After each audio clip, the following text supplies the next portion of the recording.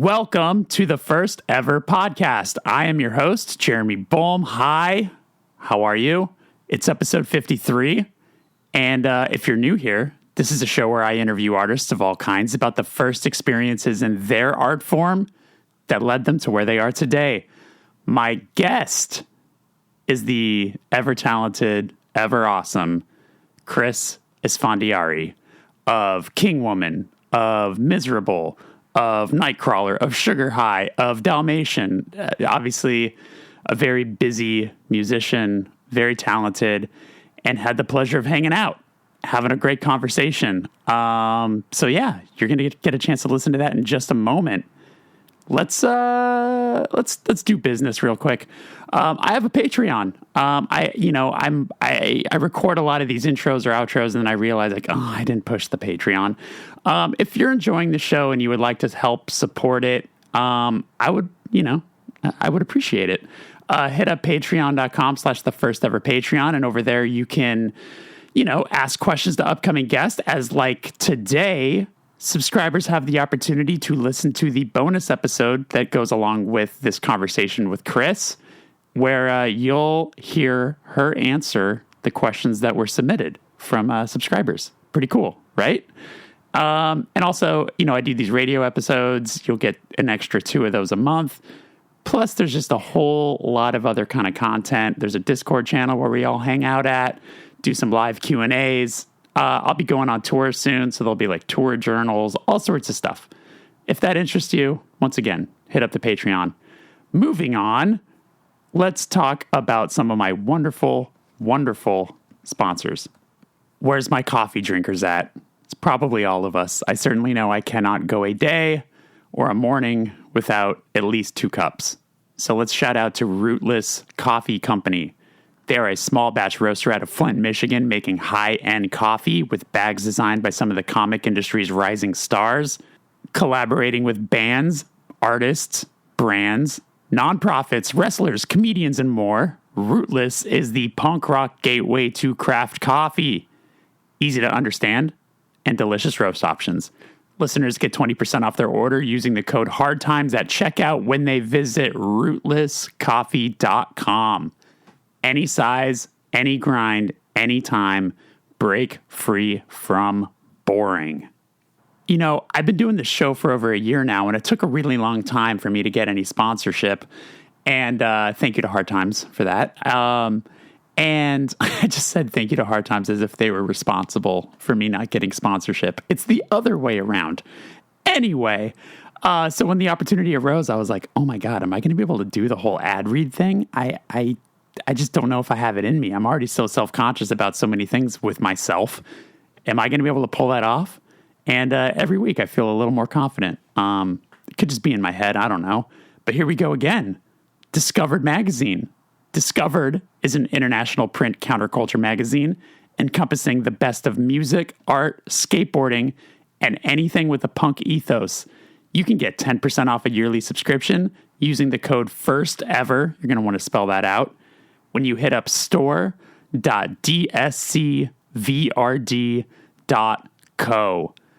I love Discovered Magazine. They're really wonderful. They have a lot of care and consideration. See, this isn't even in what I'm supposed to read. I'm just saying this because I really appreciate them. Georgia over there is very awesome and always is so supportive of the show. So I want to be as supportive as possible to Discovered. So please check out that magazine. They cover bands and everyone with far more care and consideration than a lot of other places. So shout out to Discovered. All right, let's hear my conversation with Chris Esfandiari. I'm a big King Woman fan. That new record is incredible. So before this actually gets there, just if you have not listened to the new King Woman record, jump on it quick. All right, here we go. Cool. Well, Chris, thanks for hanging out with me today. Yeah. How you just got back into town when? What day? What day was it? Maybe I think it was like the 6th. Okay. Yeah, I was in LA. I played 2 record release shows at the Lodge Room for King Woman. Had you played the Lodge Room before? It's I so like cool. it. Did you like it? I loved it. The staff was amazing. Everybody was so cool. I really liked that. I would definitely play there again. It was a really great experience. The sound was great. Everything was great. Yeah. Awesome. Did you go through a lot of rehearsals? Because I mean, as you know, you and I were just talking for a sec before we started the interview. Like these were your first shows back. Like, how much prep did you have going into it? Oh, I mean, I've been running around. I was working on a movie with some friends, and so I was working like all day for like a week straight doing that, and then I flew out to the Bay Area to start rehearsing with my band. We were doing like 2 to 3 times a week. We haven't played in over 2 years, and then we had, on top of that, we had 2 new members, so we had to teach them everything. So it was pretty intense. We had a few weeks to rehearse, but I feel like we had it down by the end of my time in San Francisco, and then we just drove to LA and played 2 shows. I think, everybody was kind of like a little bit anxious because it's just, we didn't really know what to expect. I mean, I didn't even know if people were going to come to the shows. I was kind of uneasy about doing 2 shows in a row. I was like, what if people don't show up because of COVID? Like, what if the shows get shut down again? But people were so excited to be there. Oh, I love that. Mm-hmm. Because you've lived in New York City for how long now? I've been here off and on. How many years? I don't know. I guess it's been like 7 years, maybe longer. I've been on and off. I lived in LA for a while as well. I kind of went to LA for a minute and then came back to New York. So I don't know. I travel a lot and move around a lot, but I'm definitely here. Are most of I know you have a lot of projects, but is Miserable and King Woman both Bay Area though? Miserable is LA. My bandmates are in LA. And King Woman band members are in the Bay Area. Okay. Yeah. So it's a lot of traveling. It's a lot of traveling. Yeah.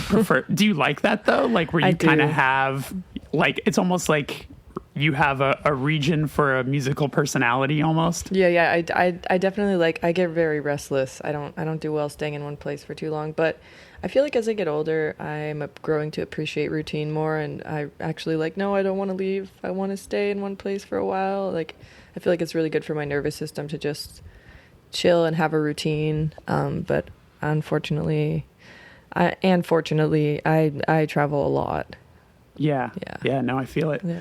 Where are you from originally? Like, where were you raised? Well, I was born in the Bay Area. And then my dad moved us around a lot, but I was in Sacramento for a while, and then I moved to the Bay. So I consider the Bay and Sacramento to be like my hometowns, but mainly I consider Oakland to be like my hometown. And then from there, I lived in San Francisco for a long time. Not a huge fan of living there.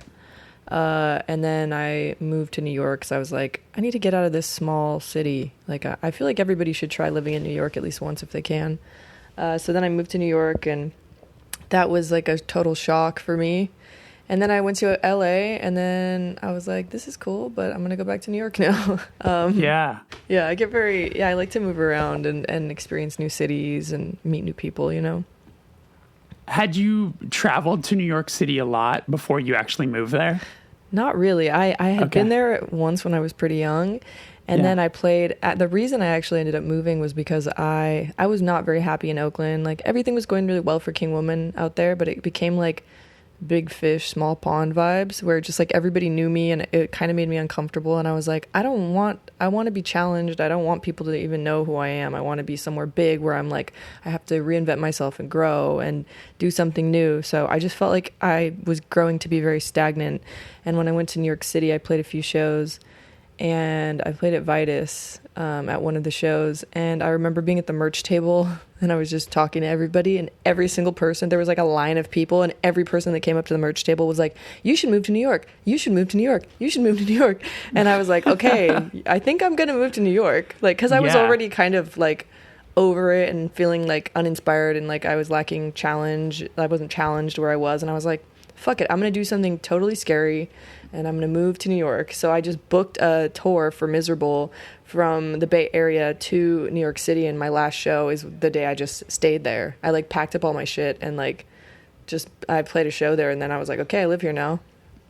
Did you move to Brooklyn, or where did you move? I moved to Brooklyn in this like artists apartment complex called The Grove. I got really lucky and found a really cheap place there and met a bunch of really interesting characters. And, you know, moving to New York was very challenging for me, and I didn't know that relocation depression was a real thing.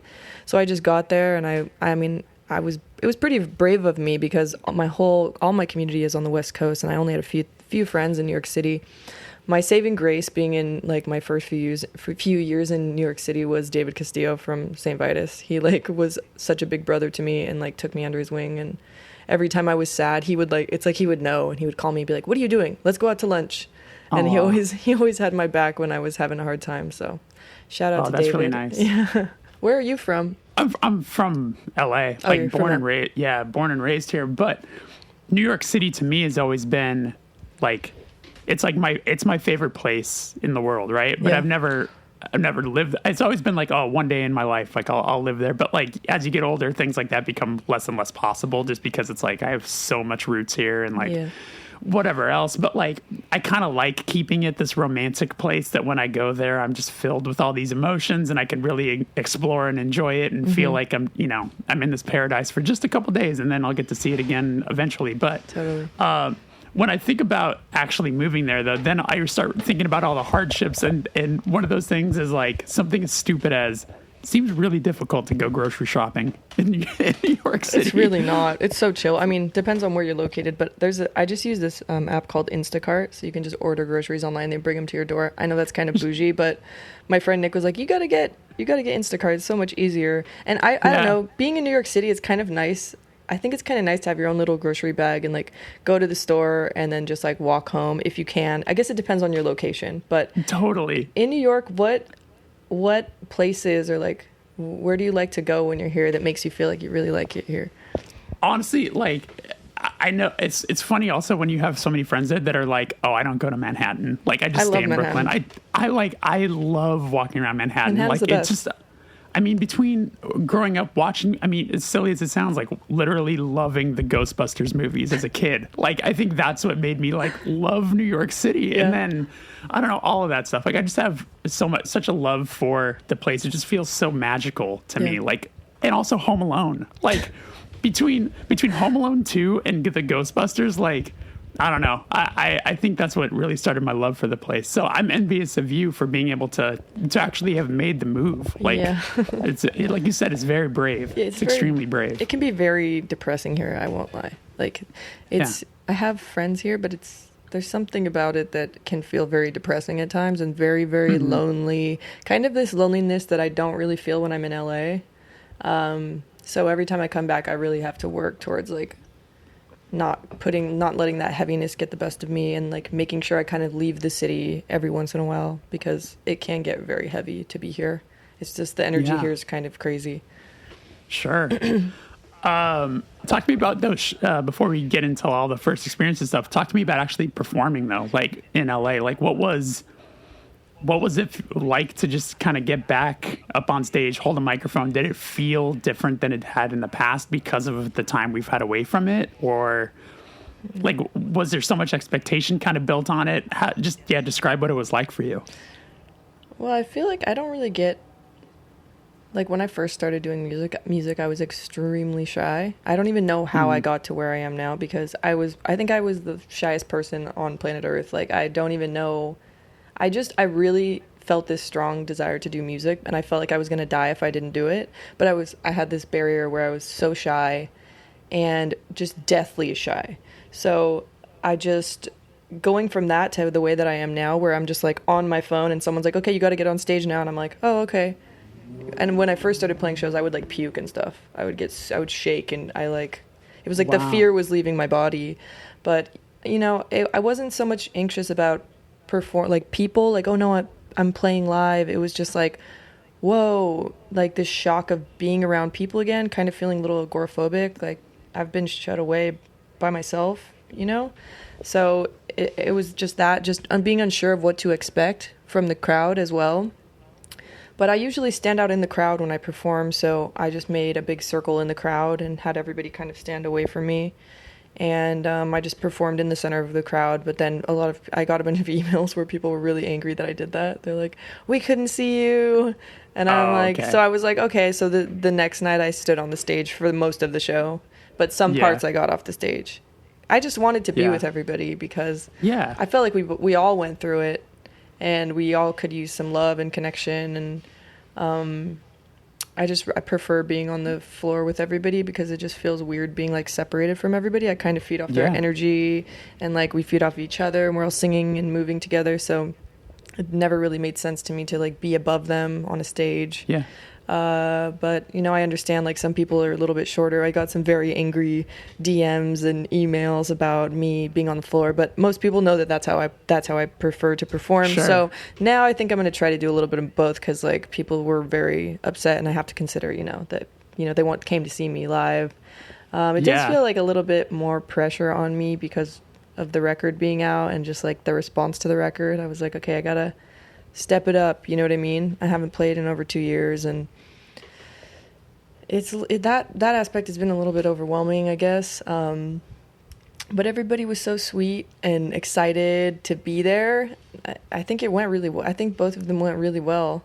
It was really cool. There was one guy that was like on the second night, he was just like yelling shit at me from the front, and he's like, oh no, I was singing one of the like slower songs, and he just yells at me, "Who hurt you, babe? Who hurt you?" I was trying so hard not to laugh at one point. Jesus Christ. Some girl made me earrings, and she like threw them on stage, and I put them on. That's and daring. then we did an encore. We did an encore and came back out to do the Stone Roses cover, so I had them on when I was singing the song, and she was so happy about that. But I just love getting gifts from people, and like people gave me letters, and it just means so much to me that anybody would take time out of their day to write to me or make something for me. I'm always amazed by that. Yeah. Oh, that's sweet. When you were growing up, what was like the first thing that you connected with musically that like felt like it was yours? Man, I have very poor memory, but from what I can remember, well, first of all, I wasn't really allowed to listen to secular music or music that wasn't Christian. Mm-hmm. So, it was just a lot of weird Christian music in my house that I did not like. And was that's all I had. And obviously I had a love for music, so I knew all the songs. There was one guy that my mom used to listen to. His name was Ron Canoli, and he had this like super group of people, and they did gospel music, and the songs were very well written, and I liked that. But as far as something I really truly connected with, my dad would listen to records, and that was like my only portal into like secular music and classic rock. He listened to a lot of classic rock, and he also listened to like a lot of Iranian disco cassettes. So I guess the first thing I probably connected with was Neil Young. Harvest was like a big one for me. When I heard that, I was like, whoa, because I started some of the first the first style of music I started writing with the guitar was folk music and country music. So I just loved Neil Young. I loved his songwriting. Everything he did was like every song was a hit. Like every song I heard from him, I was like, this is incredible. And then another one was Led Zeppelin. I was obsessed with Led Zeppelin. I loved Robert Plant's voice. I was like, his voice is so weird, and I loved the songwriting, and I loved Jimmy Page, and he was like one of my first crushes. But yeah, just like I guess it was classic rock. But then, when I started sneaking over to Best Buy with like my friends and buying CDs, I was actually talking with someone about this the other day. Like, I went to a Best Buy with one of my friends, and I didn't know what was what musically. I didn't know what was cool, so I was just looking at album covers. Of course. On the CDs, and I was like, whoa, that looks cool. So I got Deja Entendu by Brand New, which is a fucking classic, and I still love that record, which it was a big record for me. So I got that. I got Elliott Smith's XO. I got Good Morning by Alkaline Trio. It's my favorite Alkaline Trio record. Yeah, same. Yeah. And then I got that one record by Elliott. I don't remember I think it might be self-titled. So I just took those home, and I had a little Discman, and I would just hide in the garage and listen to those records. And my mind was just like fully blown. I think I also got like Reggie and the Full Effect or something like that. Nice. And then I was just like, I think I had Minus the Bear at one point, and I used to listen to KDVS radio, a KDVS radio station, and I would sit in the garage and write all the songs I heard down after they would like say what was what. So I found Postal Service through that. I found Gang of Four, which really blew my mind. I was like, this is so sick. Yeah. What else? There was so much music I found through that radio station, like so much weird indie shit. And from there I started learning, I met new people, and I learned about like hardcore music, and I got really into like Poison the Well and like Taking Back Sunday and all that, and a bunch of screamo shit like Hot Cross and Seisha and shit like that. Yeah. Wow, you really went down the whole. That's like, as you were describing that, it was like that's the exact path that a lot of people find. It's like you start with like kind of pop punky stuff, and then eventually you end up, whatever direction you go, you might end up finding the Seishas and the Hot Crosses and stuff like that. Totally. And when I was really young, I was really, really obsessed with Busta Rhymes and Outkast and DMX. But my friends would always listen to them. So like when we would be at school, that's what we would listen to. Or like when we'd hang out after school, that's what we would listen to. When I first found DMX, I was blown away by him. I was like, this is the craziest shit I ever heard. Someone gave me his record, his like CD. And it was so dark. Like, I remember being super young and listening to it, and it definitely made me feel some type of way, but I couldn't stop listening to it. And just the album cover where he was just like, it was flesh of my flesh. Like, he's just covered in blood. I was like, whoa. I feel like that's a huge, he's a huge inspiration for some of my rap stuff that I do. His voice and, like, cadence. And just, like, the creative direction. I was so just intrigued by him. I was like, this is so sick. Did you, because you have such a background with, like, a religion being put on you like pretty intensely, did you ever feel like at that age were you excited about rebelling against it and finding this music, or did you ever feel like what a lot of us have, because I was also raised in a religious household where it's like there's that sort of Christian guilt about it where you're listening to it being like, that's why it's so cool. It's like tension makes it so. I mean, that was my escape. Like, I was so angry. And I didn't even realize how angry I was at that age, I was so repressed and so angry, and I just like didn't.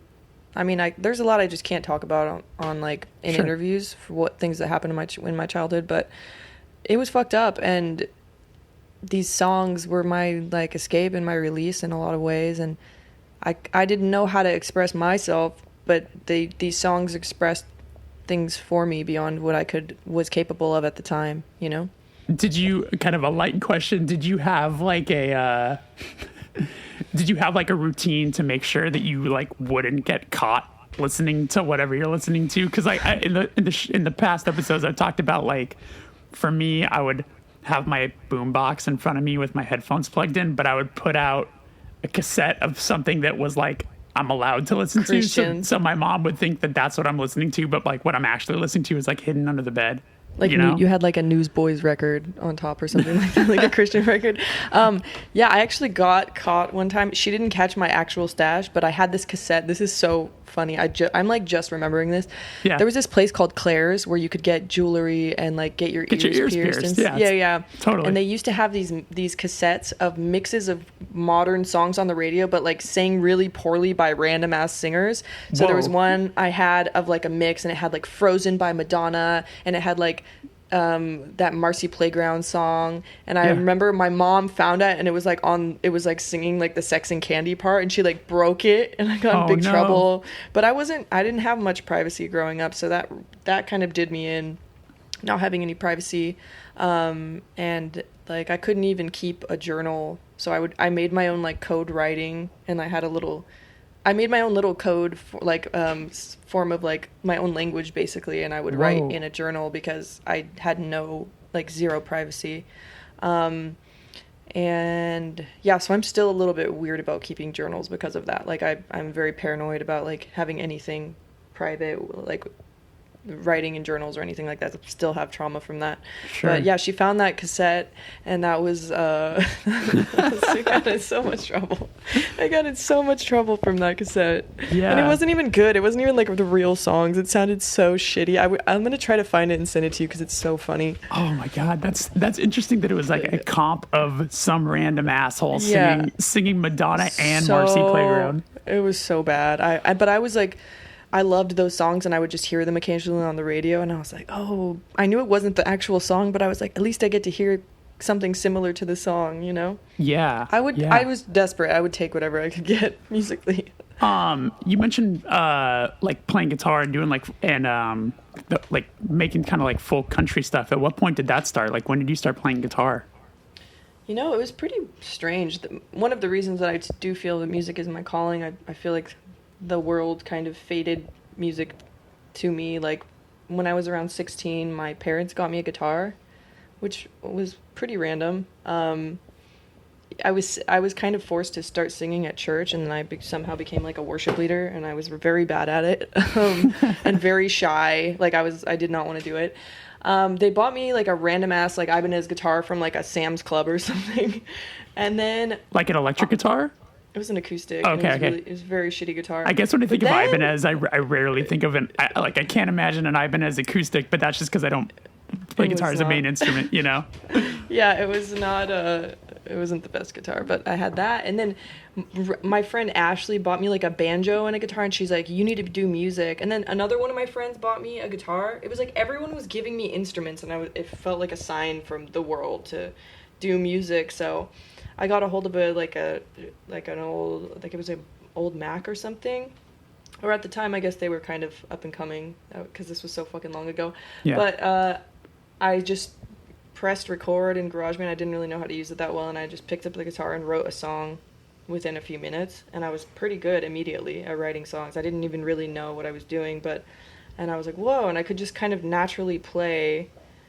And I just started making shit up and writing stuff, and then I became addicted to it from there. I was like, this is so cool, just recording and learning how to layer things. I was like, whoa, this is so fun. Yeah. So from there I started writing songs. It was a slow progression for me because I didn't fully realize what was going on at the time, you know? So it was kind of like a stop and go, and I don't really think I showed many people anything that I was working on. Did you were you like given lessons or anything like that? I tried to take guitar lessons, but the dude who gave me lessons, he had this very weird voice, and I could never understand what he was saying. Like, he had this weird nasally voice, and his words would all just kind of come together, mumble, and like I could never understand him at all. It was like, I don't know if he did too much acid or something. He was just fried, and he would try to make me learn like Elvis, and then I would bring in like a tab for like a Modest Mouse song, like Dramamine or something, and I would play it, and he would be like, okay, but let's learn some Elvis and Led Zeppelin, which was like super complex shit. And I just kind of was like, I don't think I'm the kind of person that likes to learn from other people. I think I need to learn things for myself. So I quickly stopped doing lessons. They just weren't for me. So did you get like the basics? Yeah, I bought a book. I bought a book that taught me chords. Oh, okay. And I think I had heard like an interview with Conor Oberst or something talking about like chords and how easy it is to write a song, and like I was like, yeah, that's true. So I just bought a little book and learned how to play chords on a piano and on a guitar, and I was like, oh, I can just teach myself. You don't need to know that much to write a song. And then from there I just kind of started making sounds on a guitar. I was like, you just have to make it sound good. Basically, that was my theory behind music. I remember with Conor Oberst specifically, like being such a Bright Eyes fan, pretty early on. And I remember with trying to learn some of his songs where you're just like, wow, like literally he has like 6 different songs that are the same 3 chords in a row. It's just he strums them in a different pattern, and you're like, but they sound totally different. And that kind of, I remember that opened my eyes a little bit to being like, wow, you can really get away with using a lot of the same stuff as long as it's just, altered just a little bit, Totally. Exactly. I wanted to ask, what was like the first band that you did then? Like, did you ever try to start your own thing, or was the first band that you did when you joined Whir? Yes, I had a solo project. I'm not even going to tell you what it's called because I don't want anyone to look it up, but that's kind of that always kind of gets said by people being like, I don't want someone to end up finding it. And no, like, well. Absolutely not. Someone actually messaged me the other day and was like, hey, didn't you used to have this project? And I was like, delete, not responding. But yeah, I did this like solo kind of folky thing. I just like picked the guitar. It was kind of like Leonard Cohen sounding guitar. And I would just like very like flamenco sort of. Yeah. That's kind of how I liked to play because I was a little bit bored with how people typically strum the guitar. So I was really into Joanne Newsom. And I was like, what if I play the guitar how she plays the harp?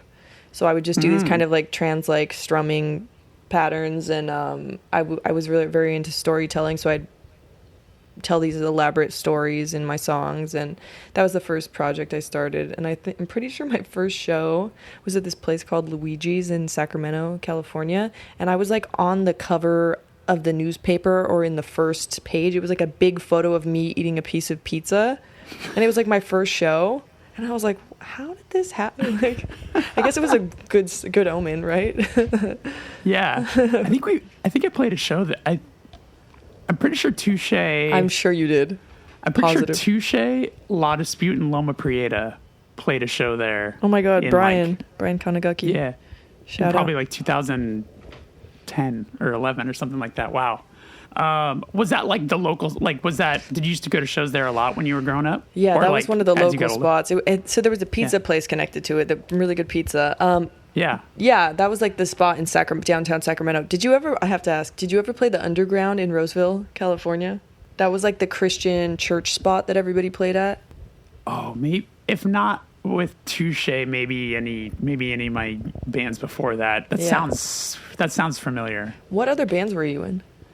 I played guitar in this band called Thriller. Okay. That was like a sort of like Every Time I Die sort of band. It's funny. I had George Deaf Evan on, and he told me that like my old band played with his old band, like God. when we were all in like 2006, and it blew my mind. I was like, oh my God, that's so crazy. But yeah, it was very much like, as he and I talk about, like very like that era of like suburban metalcore, where it was just a whole everywhere. thing. It was a whole vibe. Yes, it was very MySpace. Very. All of that. Yeah. But what was the first show you ever played? That was That was the first show I ever played, yeah. Yeah. Which was funny. Do you remember much about it? Oh my God. Yes, it was like as I said before, I was super shy, but I knew that on the other side of my fears was my destiny in a sense. Like, I know that sounds corny, but I knew that I was meant to do music. And I was like, I just had set my mind. I was like, okay, so you're going to start playing shows, and you're going to embarrass the shit out of yourself for a little while because you're afraid. But eventually this fear will hopefully leave, because I realized at one point you had to walk through the fear. You couldn't just be like, oh, you had to just do shit in order to like, for the fear to like be expelled from your body. So I would definitely puke and like shake, and I had these very visceral reactions to my fears. So my first show, I was sitting down on a chair, and it's amazing what fear will do to your body. I was trying to play my guitar, and my leg was jumping out of the fucking chair and like practically making the guitar hit me in the face. Oh my God. My leg was just like involuntarily shaking because I was so afraid, because it was a room full of people. It was packed, and I couldn't hold my guitar steady. And on top of that, I sounded like a goat because I was so afraid. So it was like, I think I could probably find the recording somewhere. My voice was shaking, but I did it, and I'm proud of myself that I did that. And so I continued to play shows and continued to puke and continued to be like, okay, I got to keep going because I will regret this for the rest of my life if I don't pursue music. I just knew that I wouldn't be able to live with myself if I didn't pursue music. So the fears slowly it started getting easier and easier to perform live. So to anybody out there that really wants to do anything, music or whatever else, like, and you're afraid, just know that if you have a strong desire to do something, there's probably a strong chance it's a part of your destiny, and you should definitely just do it afraid, because that's the only way to do it.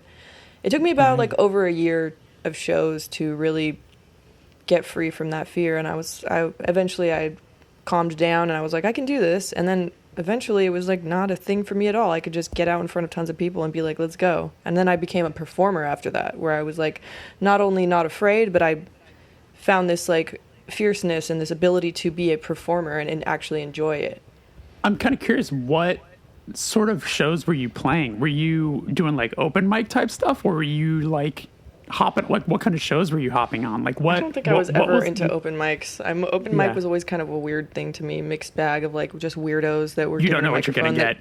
That should not have been given a microphone. No, it was like folk shows. Like it would usually be like a few cool bands, and then I would get asked to like just do a solo thing because I had a good voice, and people liked my stuff. Like when I started doing it, like people would definitely like come out to my shows, and I didn't really know what the fuck I was doing, but I got asked to play some pretty cool shows.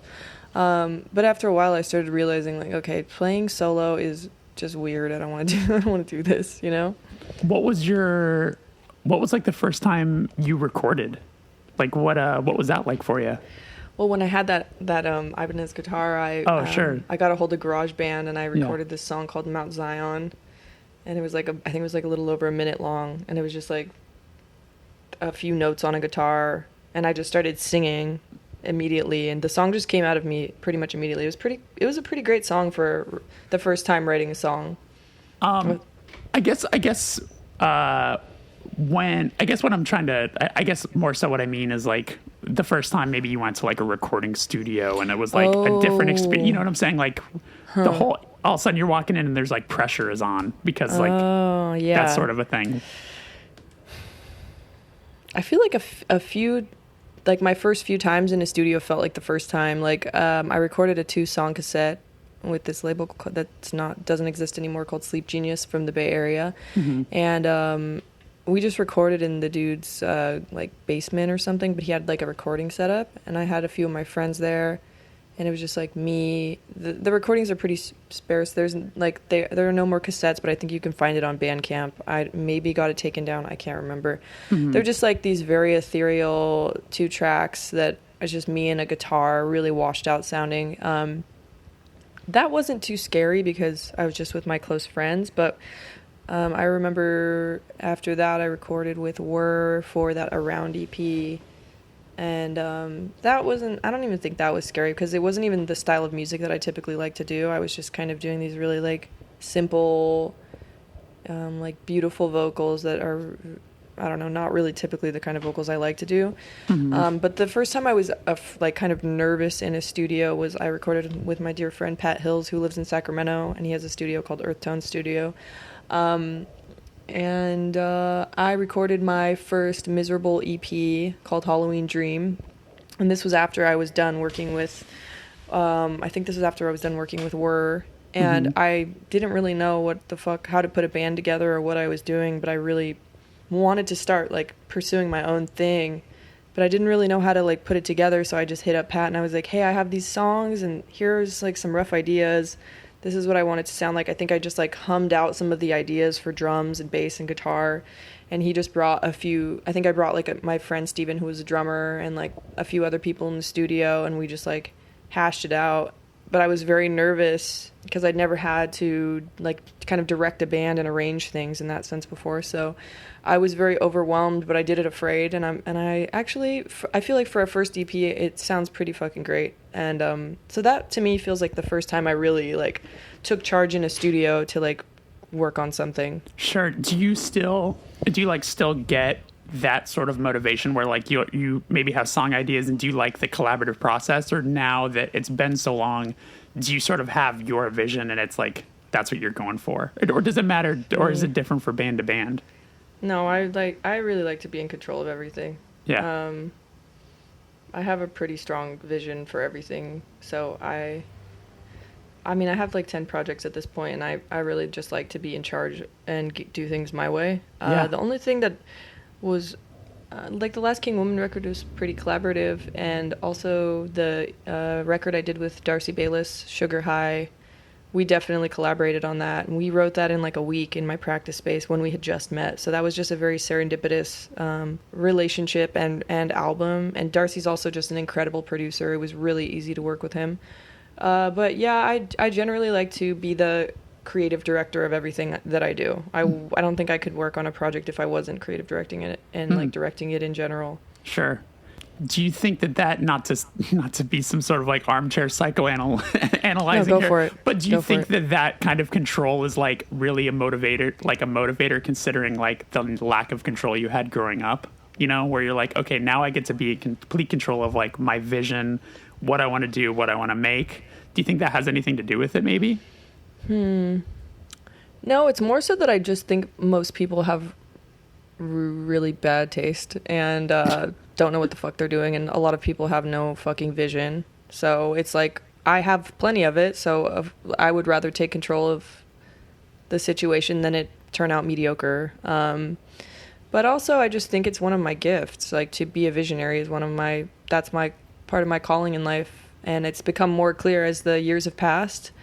I think the only person that I would actually, that I like really, someone who I really am like, you're on my level and like I really respect you, is this girl named Hayden, and her project's called Ethel Kane, and we're going to be working on some stuff together. I just think she's like such a visionary, and I was just at her show last week in LA, and I'm excited to like collaborate with her on shit because I feel like we're very similar and we get each other, and we're both just like, we have a very specific vision, and so we've talked about music a lot, and she's to me a breath of fresh air musically.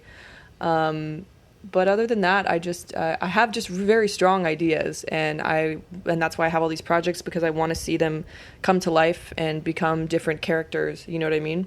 Yeah. But I get maybe subconsciously there is, you know, a desire for control, because as a child, I would say most children have no control. You're kind of just a little puppet that does what your parents say. And I was talking with a friend about this the other day, how a lot of people unconsciously they just have children and they're like, let's have a kid. And they don't consider the fact that kid is going to have its own wants and needs and desires. And it's not you, it's a whole other person that is going to have a whole other set of needs and has a whole different personality. And a lot of parents have this kind of narcissistic way of raising children where they mold the child to their wants and needs, and the child has to conform to them in a sense that can kind of warp the child. So yeah, you're kind of at the mercy of your parents when you're growing up. So I feel like, you know, gaining a healthy sense of creative control can be a very healing thing for anybody, you know? Definitely. Absolutely. So this one, the last like first experience question, actually, we can talk about some of the records you put out is, what was your first tour? What was that like? My first tour was, I think it was with Whir in Title Fight. I was in a very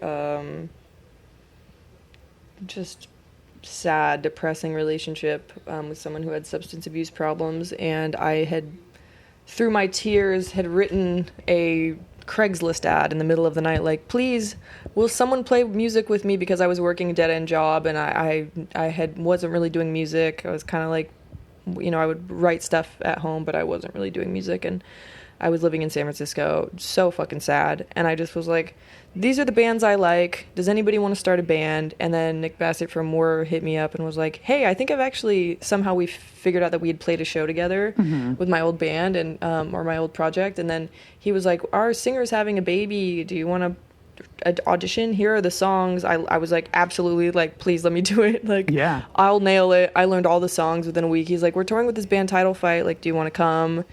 And I was like, yes, please take me. And then my partner at the time grew up with Title Fight, so he was like, oh yeah, you absolutely should do it. Like, they're amazing. Yeah. And so I just auditioned and I hit it off with them, and I toured with them in Title Fight, and it was so fucking fun. It was like such a great first tour. It was incredible. Who else was on that tour? Was that with Single Mothers on that tour? Who was on that tour? I think they maybe played a few shows. I don't know if they were on the full tour. I remember because that was like 2012. 12? Yeah. Because we had done the 2011 tour with them, and I remember just when all that stuff was kind of going on at the time. How was it for you? Like, did you enjoy touring? So cool. It was so fun. I was elated. I was like, I never want to go back to a regular job or regular life again. I felt free. I was like meeting new people and getting to sing in front of crowds every night. I was like, this is And that was your first time really seeing new cities and all that sort of stuff, right? Had you left California much at that point? I was always the kind of person who liked to travel a lot, but I hadn't seen the U.S. to that extent. Yeah. So I was like, this is my destiny. I need to do music and like travel and play shows. Like it kind of clicked for me after that. It was very fun. And also Title Fight is just like, I mean, I've done a few tours with them and they're just incredible. They're incredible live. Every single night they put on a show. They never miss. Like every time I would get excited every night to see them live. I would be side stage singing along like every single night. It was not, sometimes you tour with bands and you're like, oh, they're playing, I'm just gonna go like smoke a cigarette. Every time they played, we're like, Title Fight's about to go on, like let's go to the front. Because they're just that incredible. They were so incredible. Yeah, and then you just watch from the side and you're just nervous that any second someone is going to knock the microphone into Ned or Jamie's mouth. Exactly. Just like watching, like, oh my God. The crowds were crazy. Any second they're going to get their two front teeth knocked out.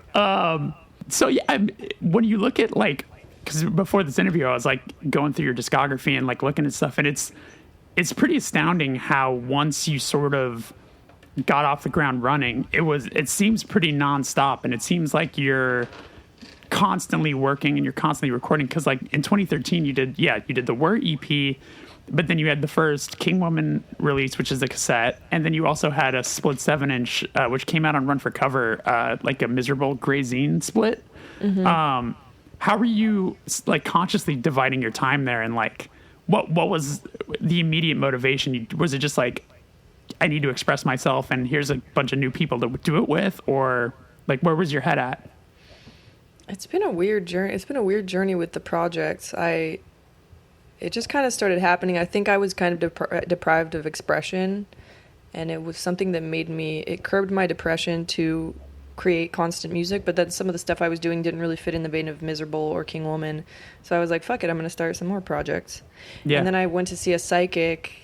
And when I was like kind of forming, I had about 6 projects at this point. And a lot of my stuff isn't online yet. I've been working on so many records that you probably won't see until like 2024. But now I have 10 projects. So I went to a psychic and she just sat down and she immediately wrote projects down and circled it a bunch of times. She's like, oh my God, what is this about? So many projects. And I was like, she's like, oh, and there are more coming. And I was like, no, I don't want any more. And she's like, oh yeah, there are more coming. And I was like, oh God. And then I kind of, after that experience, she was just like, this is like your spiritual path. This is a part of your journey. And after that, I kind of realized what was going on. I was like, this is me. This is something I'm meant to do. And it just felt very peaceful. I had this very peaceful feeling in my heart, like, because people, especially in the music industry and people I've worked with in the past, are like, well, you're going to ruin your chances of this and that if you have so many projects. And I'm like, fuck you. I don't care. I do what I want. And I'm not here to like listen to anybody's rules. I want to do music the way that I want to do music. If I want to have 10 projects, then I'm going to have 10 projects and they're all going to do well. And like, I feel like I've done a good job so far. And, everything that I want to happen with my projects has happened. And I think when you listen to other people and you let them tell you can't do things, then yeah, you're not going to be able to do those things. But if you just don't listen to them and you're like, no, I'm going to do this and make it work, then it works. And so I've definitely had a lot of people try to get in my way of the way that I do music and tell me that it's wrong and tell me that it doesn't make sense and tell me that the music industry won't accept it. And I just don't care because I feel like it's a part of my journey and it's a part of my healing process. And it's part of I have like all these like characters or archetypes are a part of me. And it definitely heals me and helps me in some way. And I think one of the big things that just curbs my depression, to have these things to focus on, has been like taking antidepressants for me. Just like having things to work on and having things to look forward to and having projects to focus on has been so good for my mental health. And it might sound corny, but it's really saved me in a lot of ways. And there aren't many other things that I'm like interested in or feel like would do that for me besides music. So it works for me personally, the furthest from corny. I mean, the fact that if music can when people say music saved my life or my music is everything, like I don't want to sound like that, but I mean it. It really is. I believe for you. Me. Music should absolutely be therapeutic, and it's nice to hear that. And it's nice to hear that as a reminder, because for a lot of us, music is something we do, and often it starts to feel like it's the job. And then with that job comes a lot of things that actually hurt our mental health, because you're sort of put into this almost competitive nature of it, where like, you know, you're worried about streams, you're worried about album sales, you're worried about ticket sales and that sort of stuff. But like, it seems like you've almost developed a system where you're free of a lot of that, because you're just like, well, whatever, I'm doing this other project now. Or like, or you know, now I'm inspired to do this thing, or like, it doesn't matter because I'm already on to the next thing. Yeah, I'm already, but it's like, I don't feel that, like there's only so much you can do. Some of that shit is left up to fate, or like your marketing team, or whoever is in charge of your shit, whatever label you're on. I don't see how that would serve me to like focus in on how many streams I'm getting. Like, my main focus is my expression and being the artist that I know that I am, and doing the best that I can with the things that I can control, and being an authentic human and artist. That's what speaks to people, and that's why they want to stream your music. You know what I mean? I'm not some corny ass person that's like, how many streams can I get? You know, it's like that whole system has already fucked artists over in general. So I don't know. It seems the record is doing very well from what I'm told. So it's like, I mean, I did what I could with the record. I'm like, okay, I'm going to take control of the creative direction. I'm going to write these songs the way that I would like to hear songs. You know what I mean? And you know, I did what I could, but, you know, I don't know, the way that music is these days, and the way the music industry is, it's definitely very strange for a person that just wants to make music. It's like, you have to be everything. You have to work, you have to be a social media manager, you have to be a creative director, you have to know how to do X, Y, and Z. Like, most artists are not just artists anymore. They're like wearing several different hats just to survive as artists and to, quote unquote, make it in the music industry. Unless they have a lot of money and they have a team behind them and they have a label behind them that can, you know, handle some of that stuff. Yeah. So. Yeah. I don't know. What's your opinion? No, I mean, all of those things. I'm inspired by what you just said. I mean, I like the idea of just, you know, we weren't put here to learn how to market ourselves. We were put here to make music.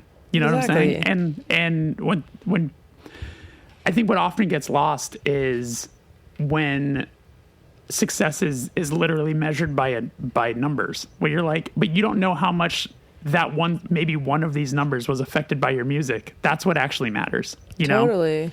And it's like, okay, well, how much is Spotify paying artists? Like, it's a joke. It's a fucking joke. And so the whole system is fucked. And as my therapist says, the music industry was started by the mob. She's like, what else would you expect? So I don't know. I feel like I try to do what I can to create a world that I would want to see, and an industry that I would want to see. So I try to do things my way, and as much as I can. And I don't listen to anybody when they tell me what to do. I just don't, because most of these people don't know what the fuck they're talking about or what they're doing, and a lot of them are old and outdated. And that's been my experience the past year, personally. Yeah. And I'm really glad that I didn't listen to any of these people. People telling me I don't sell records when I do. People telling me, you know, basically, you're a small band. You need to do this and this and this. And I'm like, no, that's not how a band grows, is by you telling them they're small. And right. I mean, there's been so much fuckery I've had to deal with the past year and a half, you wouldn't believe, just trying to put out this record. And I'm going to write a book about it. Just add that to your list of things that you do. Now you're going to be an author. Definitely writing a book. It's happening. I love that. Yeah. I love that. So I was curious with, what won the newest record? How long had it actually been done? Had it been done a long time? Yeah, it's been done since the end of 2019. Okay, but that's what I was curious of. Yeah, I didn't want to rush putting it out. So I was like, this record's going to come out when it wants to come out. And so we finally settled on a date, which was July of this year. And I talked to my manager about it because her mom passed away fairly recently. So we got on a pretty intense call. And I was like, look, we can put this record out in 2022 if you're not doing okay. And she was like, honestly, I need this right now. Let's focus on this campaign. So I flew out to Mexico City, which is where she lives. And we worked 9 to 5 on the campaign every day together, just like how we wanted things to go for the record. And it was really intense, but I feel like it was the right move. And I'm glad that we put it out when we did. I feel like it came out when it wanted to. That record had a mind of its own, so. Especially because it looks like you really took advantage of the downtime we all were forced to have in 2020, where you had like several things came out. You put out a track for your Project Dalmatian. You put out, the Sugar High record. You put out a Nightcrawler record, and you put out a Miserable track. Like, how were you, this is probably a question you've been hit with before, so I apologize for how kind of redundant this might be, but how do you decide when you're starting to make a song, like what project it's going to be for? You just know. You just know? Just know. Yeah. It's just like, oh. It's very like, it's not like, where does this belong? It's just like, oh. It's like I have these different like highways going on inside of me, and it's like, oh, this is this. It's just like you can feel the energy of what it basically needs to be. Yeah. And were each of those tracks recorded in like their destination areas, where like Miserable, was that recorded when you were in LA, or like No, how did you figure that out? I did the Damn to Love You track for Miserable with my dear friend Emmett Kai. He's an amazing artist and producer. Look him up. He's incredible. He's one of my favorite people to work on music with, because he's so... It's hard for me to work with dudes sometimes in the studio, but he doesn't have an ego, and we just collaborate. It's very like effortless, and he's one of my closest friends. So we did that track together in New York, in Greenpoint at a studio. And then I produced the Dalmatian track, Friday the 13th. That's just like a demo. I'm gonna rework it and re-release it. But I did some of it in New York, and then I did some of it in LA. But it's actually an older song that I just didn't put out, and then I felt like I wanted to revisit it because I really like it. And I was like, I'm just gonna put the demo up and do a weird little campy video for it on Halloween. So yeah, I kind of did that one on my own between New York and LA, and then Nightcrawler record was kind of all over the place. Some of it was, I think most of it was actually done in LA. But that I'd been working on that for a while. I was going to say, were a lot of those also kind of more or less done for a while, and then you just kind of spaced them out? Like, how far apart did each of those releases come out? Did you try to give them a little bit of space, or were some of them kind of closer to one another? I can't even remember, to be honest. You're just like, whatever, I just dropped it. It doesn't matter. No, I don't know. I really don't remember. Like I said, I have really poor memory, but sure. we mastered the Nightcrawler record in Copenhagen.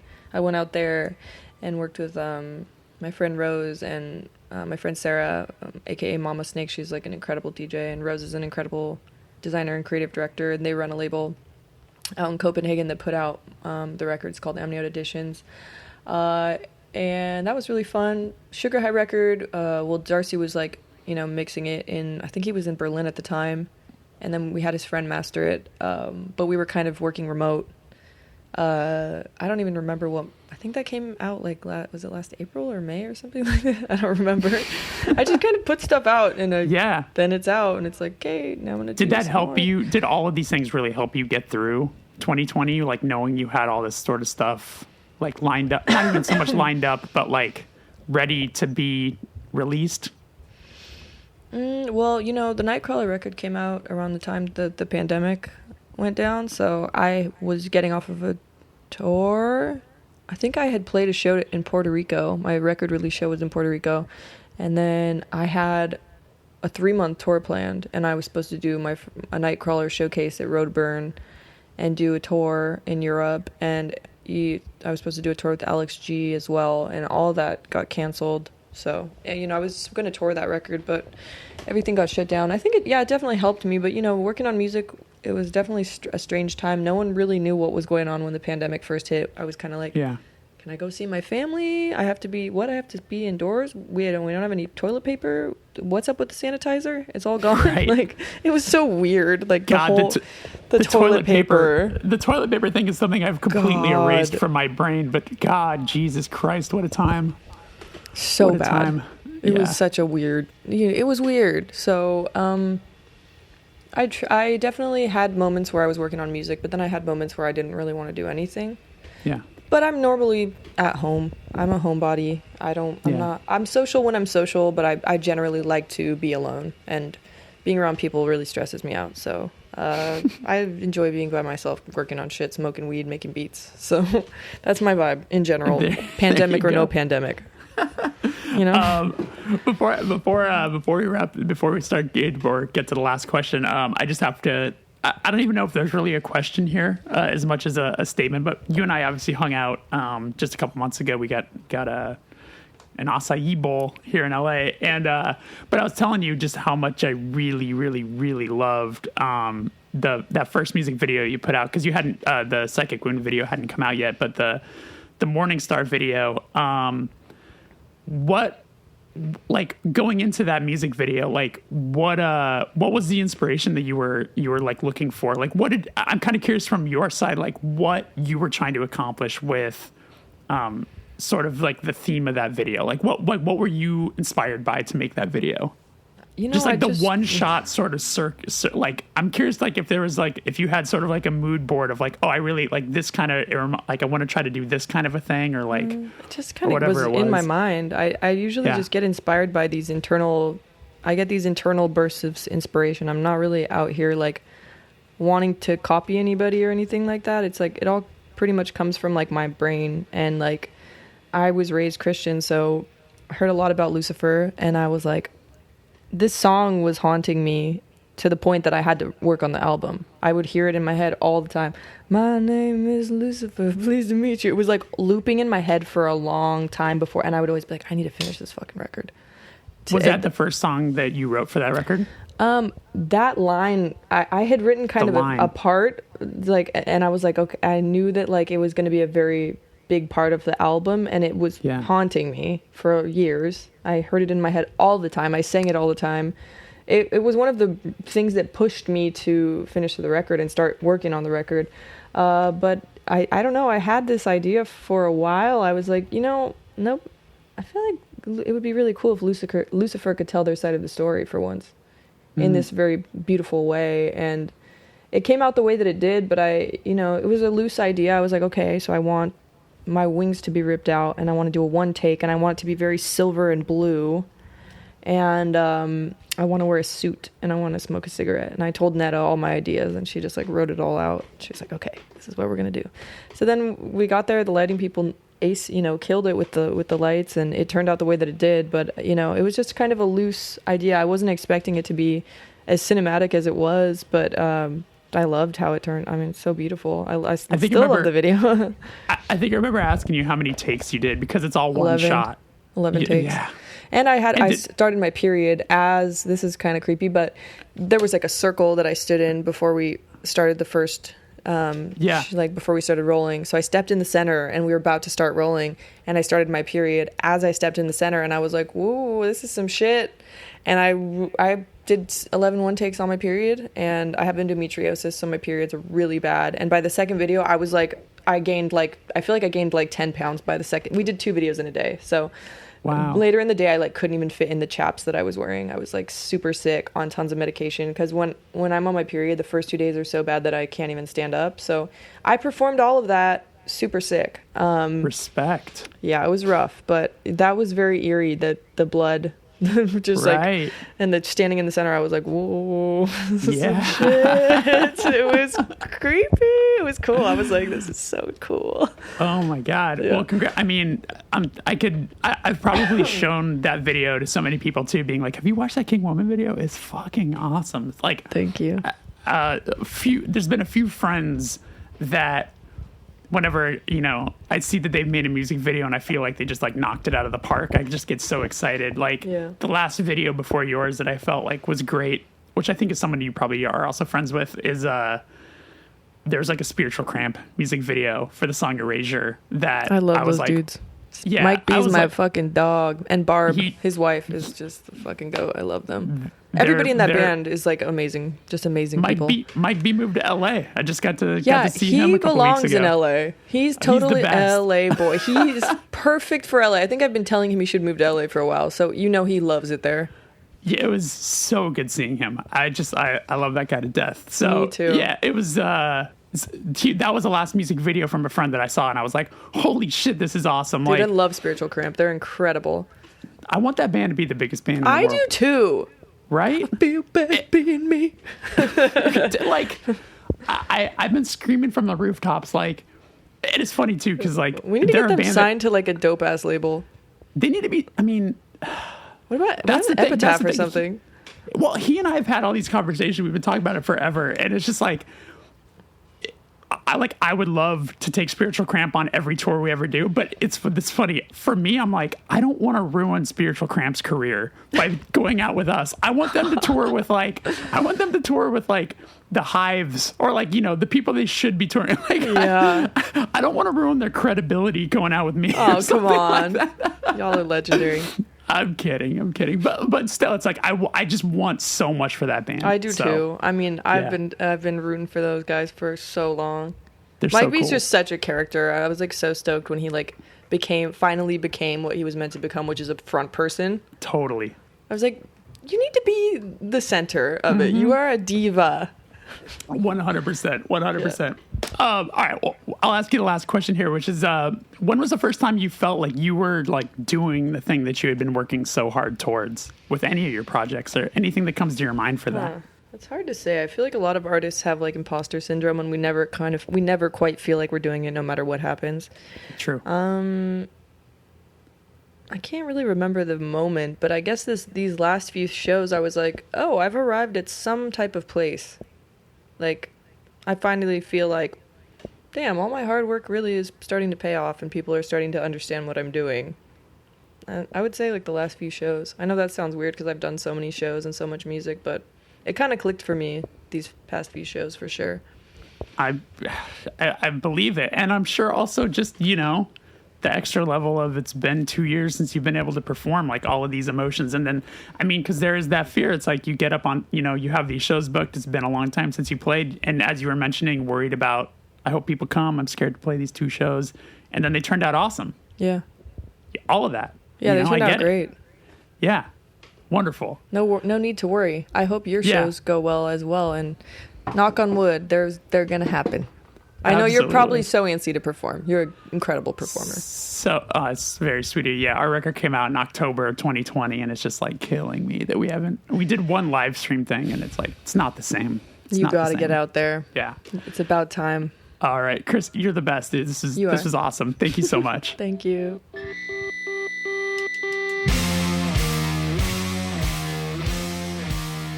And that's our show. Thank you so much to Chris for coming on, and thank you for listening. If you have not subscribed to the show, please do that over on Spotify or Apple or wherever you're enjoying this. And if it happens to be Apple, throw in a little rate and review it just helps. It's a nice thing. It's a nicety that doesn't take too long, and I'd really appreciate it. All right, I will see you on Monday with a brand new first ever radio hour. Have a good week. Bye-bye.